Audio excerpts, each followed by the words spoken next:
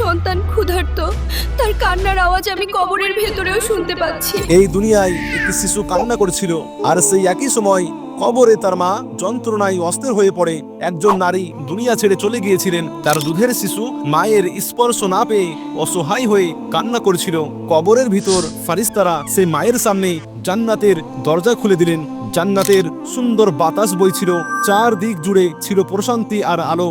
তবুও সে মায়ের অন্তর শান্ত ছিল না, তার চোখের অশ্রু থামছিল না। ফারিস্তারা বললেন, হে পবিত্র আত্মা, তুমি জান্নাতের সৌরভ পাচ্ছ, তাহলে তোমার চোখে এত অশ্রু কেন? মা ভেজা কণ্ঠে বললেন, আমার সন্তান ক্ষুধায় কান্না করছে, তার কান্নার শব্দ শুনতে পাচ্ছি।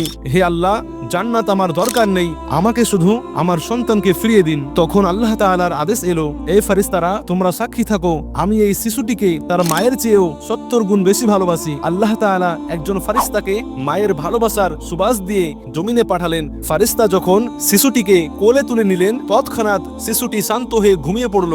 আর সেই একই মুহূর্তে কবরের ভিতর মায়ের আত্মাও প্রশান্তিতে ভরে গেল। আপনি যদি আপনার মাকে ভালোবাসেন, তাহলে কমেন্টে অবশ্যই লিখুন আই লাভ মা, আর চ্যানেলটিকে সাবস্ক্রাইব করতে ভুলবেন না।